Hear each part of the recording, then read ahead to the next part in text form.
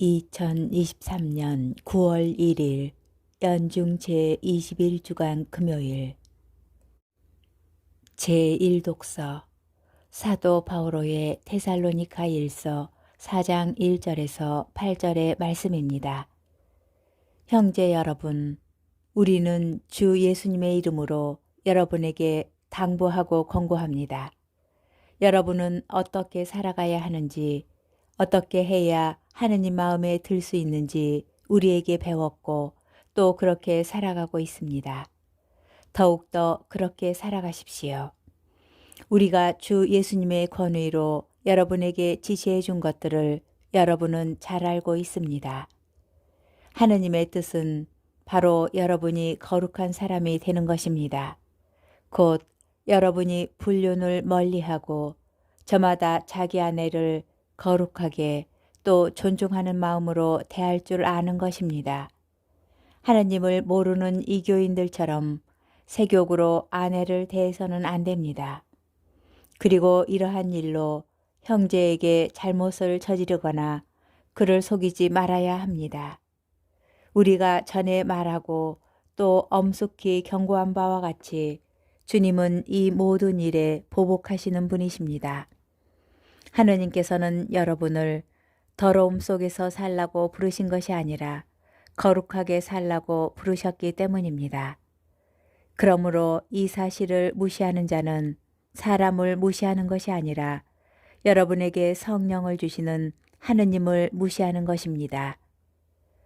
주님의 말씀입니다.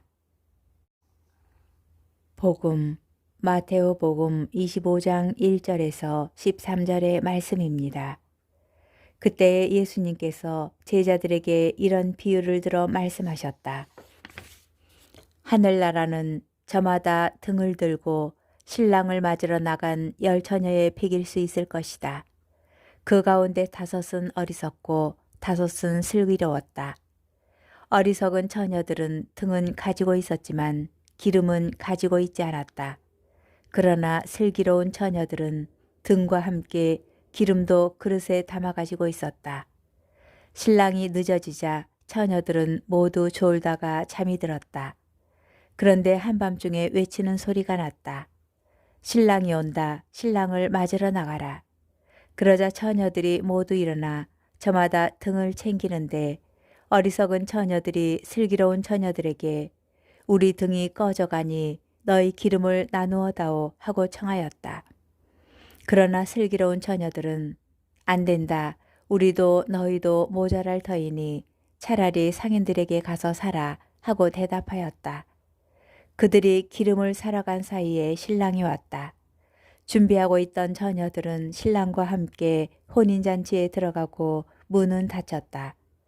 나중에 나머지 처녀들이 와서 주인님, 주인님, 문을 열어주십시오 하고 청하였지만 그는 내가 진실로 너희에게 말한다. 나는 너희를 알지 못한다 하고 대답하였다. 그러니 깨어 있어라. 너희가 그날과 그 시간을 모르기 때문이다. 주님의 말씀입니다. 오늘의 묵상. 5은 어리석고 5은 슬기로웠다. 오늘 복음에 나오는 10처녀를 슬기롭거나 어리석은 인물로 구분짓는 기준은 바로 준비성입니다.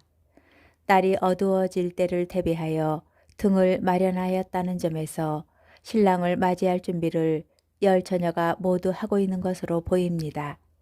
그러나 관건은 얼마나 철저히 준비하고 있는가입니다. 그 시대 유다인들의 혼인 풍습을 고려하여 볼 때 여분의 기름을 준비한 5처녀는 현명한 사람들이었습니다.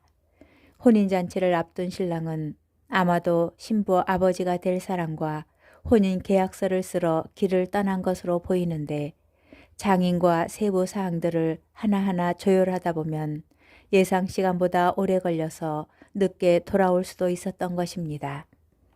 이를 고려한 5처녀는 신랑을 기다리는 동안 밝힐 등기름을 넉넉하게 마련하였지만 나머지 5은 그러한 가능성을 고려하지 않았기에 기름을 따로 더 준비하지 않았습니다.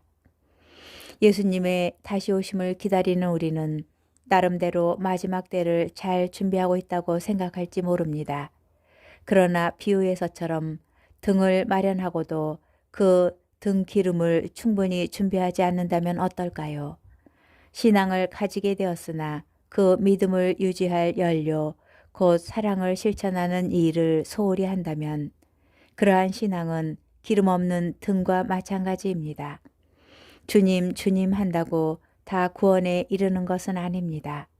이미 닫혀버린 문 앞에서 주인님, 주인님, 문을 열어주십시오 하고 외치는 처녀들의 절규는 우리에게 시사하는 바가 큽니다. 예수님께서는 우리가 종말을 슬기롭고 철저하게 준비하기를 바라십니다. 나에게 주님, 주님 한다고 모두 하늘나라에 들어가는 것이 아니다. 하늘에 계신 내 아버지의 뜻을 실행하는 일하여 들어간다.